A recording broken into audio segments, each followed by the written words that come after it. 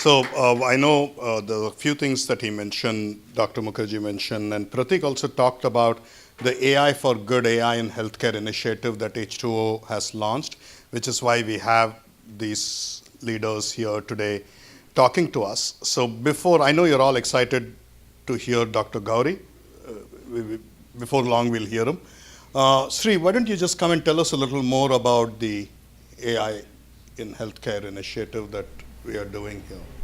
And maybe Fortunately, I'll steal a little bit of time of your talk here to present some of the new work. It's kind of interesting, fascinating to see how different folks have approached the same problem from different directions, and your ideas around explainable AI just kind of touches a different nerve for us.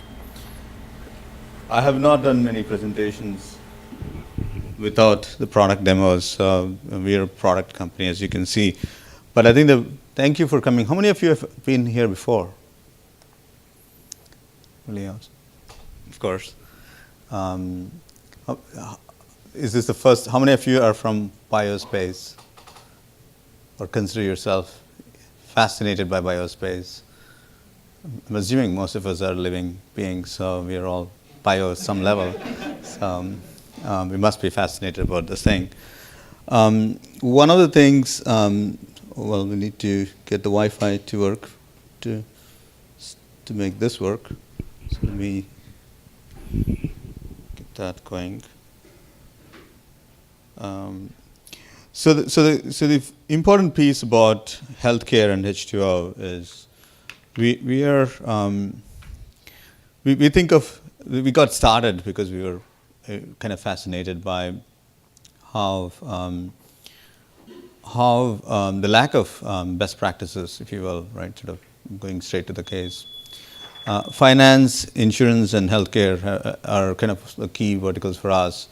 But finance and insurance have such extraordinary amount of talent working on quantitative stuff. They're quantified at the world, more or less.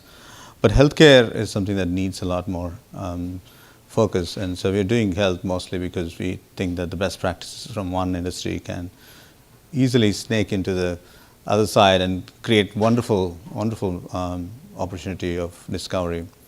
Data science is a search for truth. Most of us know that, and we're all connected from that in the human sense. And any science we can do to find insights in this space are going to be universally applicable. So I see a lot of entrepreneurs in the audience and other future entrepreneurs.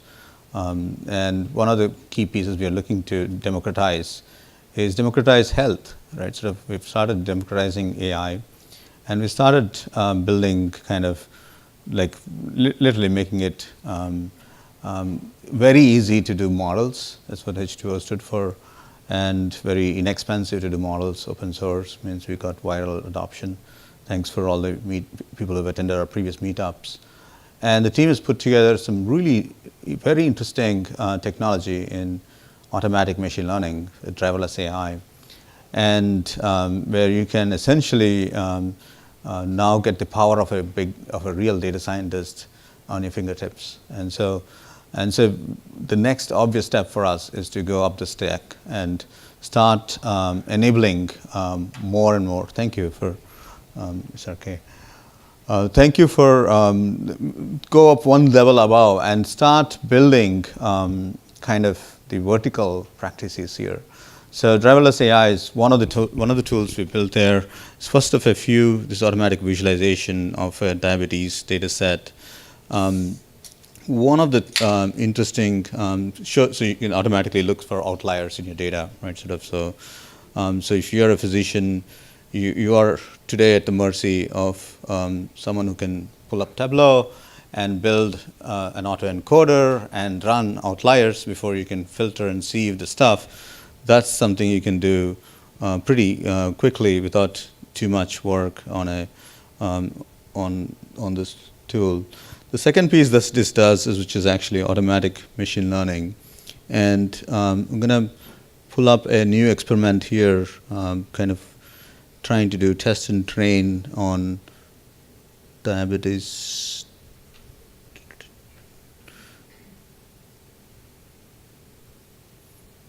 It's predicting readmission, sort of.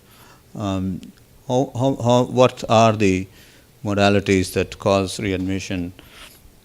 And again, for us data scientists, we're basically technologists. We're looking at this product as it is platform agnostic as you speak right now. But if you augment data sets from the space, if you start pulling in best practices from data science, the grandmasters who put their brains behind it, the physicists and the systems engineers who worked hard to build scalable machine learning, will now be able to power your insight factory, if you will. Like one CMIO was saying the other day, insights don't wait for the schedules that you have to get the right data scientists, to get the machines, to get all sorts of resources. Insights happen spontaneously. And you want to test those spontaneously on the spot, and you need to have that power of a very good data scientist at your fingertips, and someone who doesn't overfit, someone who doesn't leakage of test and train.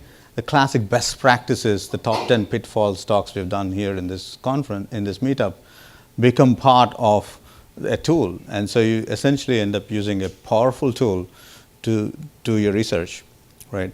And that's the core thesis behind H2O, is how do we democratize science itself, so the cost of experimentation becomes cheaper, faster, and easier, and more accessible. Speaking of accessible, this is obviously building a perfect model that continues to improve continuously from test to repeated experiments. Science is nothing but repeated experiments. We're going to see how it does test, train, and kind of do the modeling, scoring, feature engineering, modeling, scoring, feature engineering.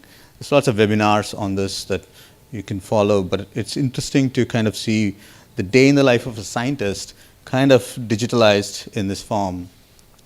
Obviously, it's not in the vertical. Again, we need to get to the vertical where you can get the domain scientist to weigh in, because data science is such a team sport.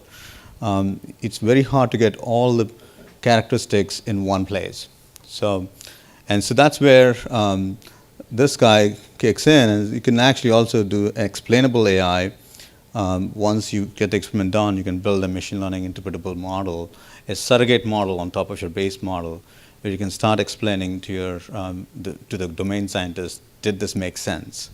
So that's kind of an introduction to the product, but this introduction is more to the speakers as much as to the audience, is because it begins to kind of question, what does it take to build science teams these days? Is power tools, but people who are no longer afraid of imagining things. Right? Sort of when science is famous. I remember doing a famous thought experiment in my physics class, which was prove that imagination is better than science. And I think it only is possible if science becomes easier, right? Sort of, and democratized. And that's where the cost of doing an experiment is not so high, so that you make new mistakes. And if you make new mistakes, you probably run into finding and discovering cool things. So that's kind of our vision. And our vision is now trained our guns to do the long thing, to do the right long-term thing. And the right long-term thing to do is to focus on health, because health is the wealth. A large portion of, so we do credit card. Credit card is one of our core business. We work with several credit card companies. So we do credit risk and credit risk scoring. And we find out that turns out a large number of bankruptcies are actually related to health. And so there is a convergence. We work with life insurance companies. They're very much focused on mortality and predicting a long lifespan for their population and the pools they're looking at. And so there's a common theme. Health is actually a very powerful horizontal. It touches all of us, all living species. And so we're really quite fortunate to be able to invest in health today or now to see results maybe 4 or 5 years from now, because it's kind of like another real horizontal, because it took us about 5-6 years to build community and kind of trust from the community about our work over the last 5-6 years in the data science space.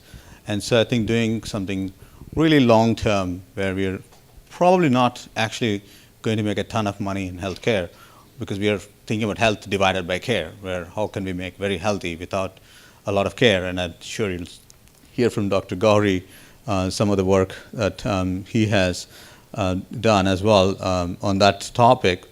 But I think the key piece I would say is to focus on, our focus there is mostly going to really get towards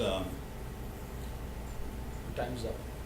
exactly time's up. Our focus is to take this to the next level, where our investments in the team are going to only increase. So the teams we are building, when Prashant and Sanjay started and he brought in Prashant. Prashant's bringing a flurry of really amazing speakers, and we think that we think this is the beginning of a long journey. So that's kind of why it's very exciting to have you guys here and join kind of the mahfil along with us. It's a long journey, so we're gonna see a lot more trials, and then eventually, hopefully, we'll have something good to offer as a product platform, but also more as an ecosystem, because we have learned in the last 5-6 years how to raise a forest, not just a tree. There's thousands of startups that actually already use H2O. Inside 14,000 companies are using it every day. So it's kind of really fascinating to see that happen. So we're kind of in a dreamy way trying to do the same thing with health, and health is obviously one of the most difficult spaces ever. And so we're not going to do just health, but we're doing finance and insurance to fund our work to do health. So it's kind of it's almost a very, we don't expect to make any money in health, but hopefully we will. But our core will make big value and big splash, and hopefully the partnerships with universities and organizations that are like-minded will actually push us over the edge to invent the next big thing. So thank you. Thanks for having us and having me here. But I obviously slept into your topic today. But we're really excited to kick off a wonderful journey for us. So thank you.